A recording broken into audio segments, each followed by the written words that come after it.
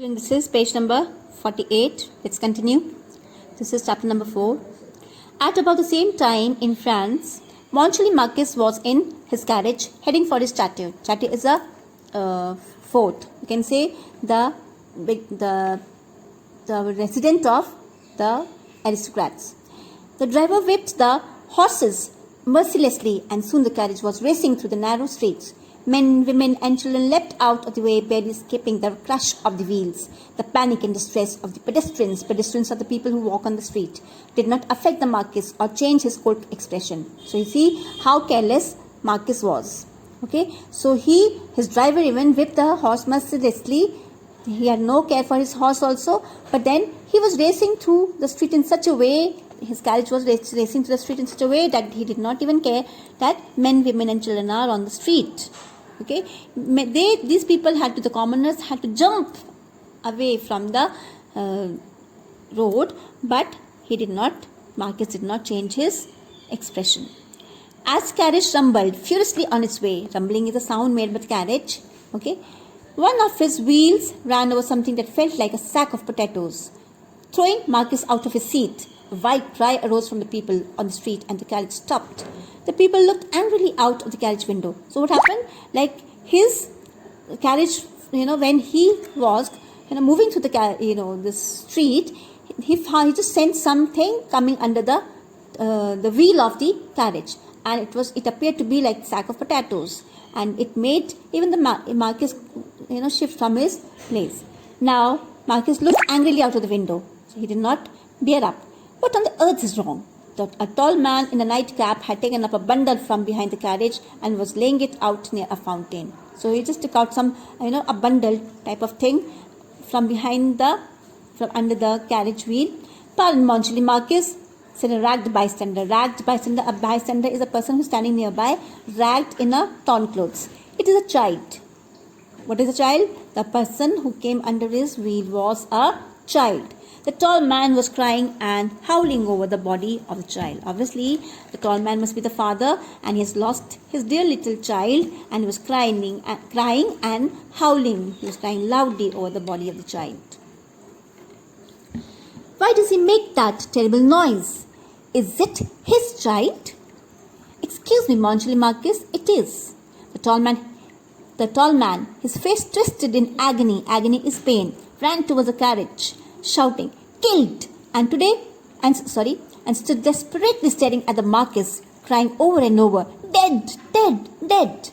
You see, the commoners were not, in those days during the French Revolution, the time which we are talking about, when the story is taking place, in those days, the commoners no commoner dared to look into the eyes of an aristocrat or Marquis. And this man, this crying father in agony, the father who was in pain of losing his dear child, he stood desperately staring means looking at the Marquis, and he just uttered these words, "Dead, dead, dead." The Marquis looked at them all as if they were rats. "Why can't you take better care of your children? One of them is always in the way. I hope my horse is not injured." So you see how careless this Marquis is, indifferent to the ailing or the crying father. Okay, he doesn't react, he doesn't show any kind of sympathy to the father. In fact, he says that I hope my horse is not injured. He tells them that you should take better care of your children, you should not let them come on the way. At that, he threw a gold coin out of the window, which fell at the feet of the poor father, who was still crying, "Dead, dead, dead." A large man with a heavy jaw and thick angry eyebrows took the father of the dead child into his arms. Okay, then what did this man do? This Marquis, he threw a gold coin to compensate the loss of,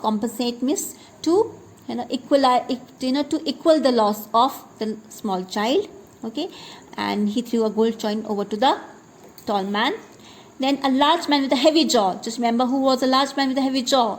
It must be Defarge. Okay, thick angry eyebrows took father of the dead child into his arms. He came to console him. "Be a brave man, Gaspard. It is better for the poor thing to die in this way than live in these times. So very, very important line, children. Just mark it important.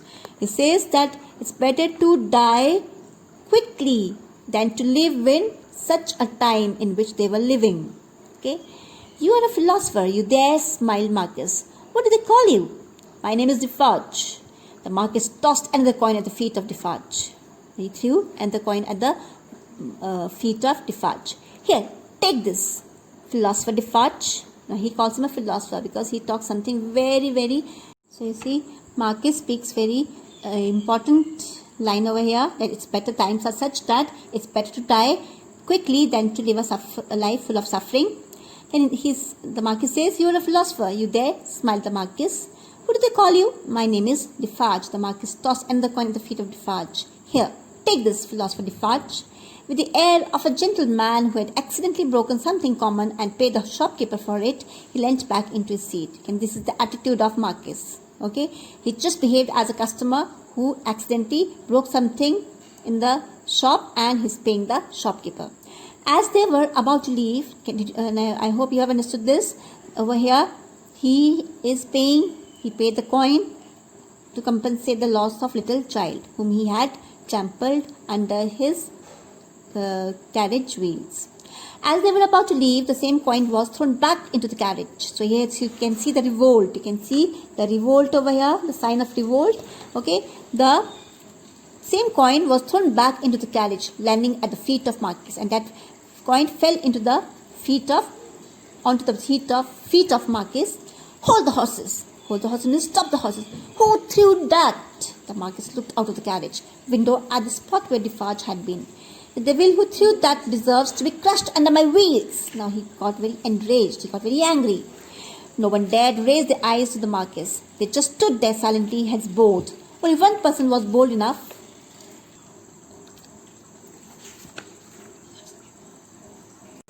Now you can see this is a scene where the Marquis, he behaves coldly. This is the ailing father. The Defarge comes, and over here this Madame Defarge is standing and just telling, that's all, the commoners have gathered over here, but she has the guts to stare back at Marquis. So this is a scene of that street where this incident takes place in France.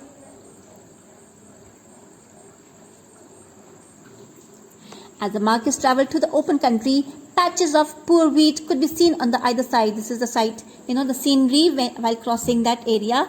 Okay, patches of poor wheat could be seen on either side of the road. Just imagine a road and the farm just at both the sides of the road. Soon the carriage rumbled uphill to a poor village of one poor street, one tavern. Tavern is an inn, okay, where people just stay there for some time to take rest, and a stable yard. People were bent and hungry from too much work and not enough food. So people were very hungry there. He could see that how people were, because of hunger was staying there. Little they earned were to pay taxes for the state, the law, the church, local taxes and general taxes. Their only purpose in life, it seemed, was to pay the taxes that left them in extreme poverty. So this was the condition of that village. Halfway through the village, the Marquis noticed a workman watching the carriage and ordered his driver to stop. As I told you, the commoner were not allowed to raise their eyes on the aristocrats. So Marquis, when he saw a workman watching the carriage, he stopped the carriage. You, what were you looking at just now? A man, Your Honor, hanging from a carriage. Who was it? I couldn't say, Your Honor. He was covered in dust, and then he jumped off and ran into the forest. Monsieur Bell, the postman, tax collector, and policeman of the village had also seen the stranger. Marquis called out to him, Monsieur Bell, find this man and arrest him. Bell nodded respectfully. I'll certainly do my best, sir. So this was one of the incident. Next, with the nightfall, the Marquis arrived at his grand chateau and inquired if his nephew had arrived. The butler replied that he had not. Butler, the person who takes care of his food. Okay. During supper, the nobleman was thinking about the events of the day. This nobleman spoken over here is aristocrat. He just kept brooding over what all things happened during the day. As he looked out of the window into the shadowy garden, he thought he saw a figure moving among the trees. Now you know very well, at night when it's the moonlit night, even the shadow of a plant appears as if some figure is standing among the trees. So he just felt so. My nephew has not arrived yet, you said? No, my lord, he hasn't. I saw someone moving in the garden. It is nothing, I am sure, my lord. The wind in the trees, perhaps. So the servant says these words. Fine, you may bring my meal. Soon the very Frenchman found not guilty of treason at the Old Bailey arrived and sat down to supper with the Marquis. It was his nephew, Charles Darnley. So now you see the relation between Charles Darnley and the Marquis. Charles Darnley was the nephew of Marquis. You came directly from Paris? Straight from Paris, uncle. Were it not for the very important nature of my business, I would not be here at all. So here it shows that Charles Darnley was not at all interested to come to his place. Okay, his home. Why is it that, Charles? I feel I am in certain danger here. So he says that coming to my home, I feel that I am in danger. The times are indeed bad.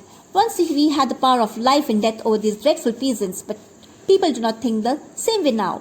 Very bad, very bad. Now over here, this Marquis feels disgusted at the situation in France. Okay, it says that once we used to rule over the people, but now we can see that people, these dreadful peasants, are no more under control of we aristocrats. I believe we have used the position unfairly. So Charles Darnley replies that we have been using our position unfairly. We have been not treating the commoners well. So that has led to such a condition. I see nothing but hate in the eyes of those who call peasants. You call peasants. He says, the ones you're talking about, I simply see hatred in, they simply hate us. Okay. As it should be, Charles, the more they hate you, the more they respect you. A compliment to a family's name. You see what, the mental, what this man has. He finds that it's a compliment. Hatred is a compliment to the aristocrat family. Our family, our honorable family, we destroyed anyone who came between us and our pleasures.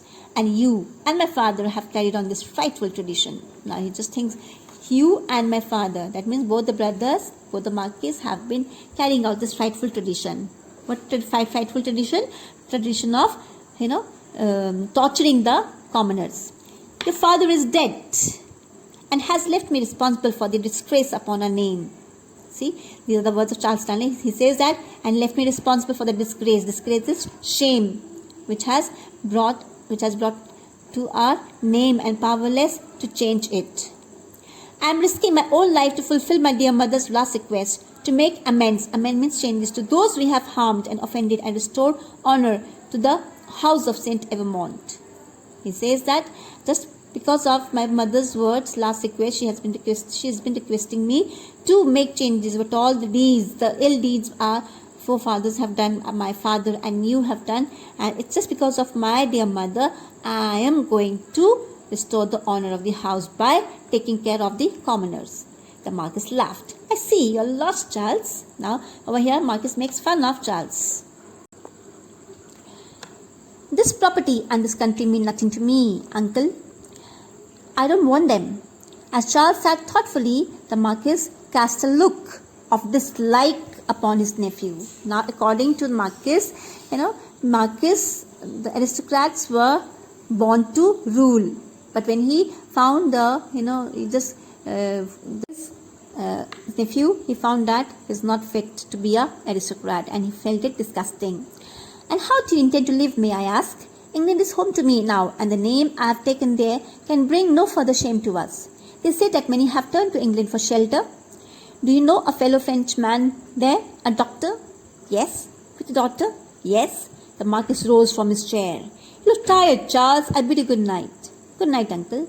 A cloud of secrecy crossed the Marquis' face, and a cunning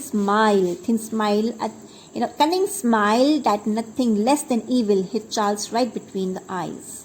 So just with the reference of Dr. Manette and his daughter, there was a cunning smile on the face of Marquis. The next morning, there was a great stir in the village. Stir is a lot of commotion, disturbance in the village. Monsieur was called, summoned means called, to the chateau of Saint Evermont. When he arrived, he was taken by the butler to the Marquis' bedroom, where he saw something that made him blood run cold. Run cold means frightened. Lying on the blood-soaked sheets on the huge bed was the Marquis, with a knife through his heart and a note saying, "Go fast to your grave. This is from Jacques." See, what was the Jacks over here? One of the revolutionaries. You know, all the revolutionaries, they named themselves Jacks 1, Jacks 2, Jacks 3. So this was one of the Jacks who did not reveal out their name, and that person had only come and murdered Marquis. So children, will end up this chapter over here, and next chapter will continue in our next video.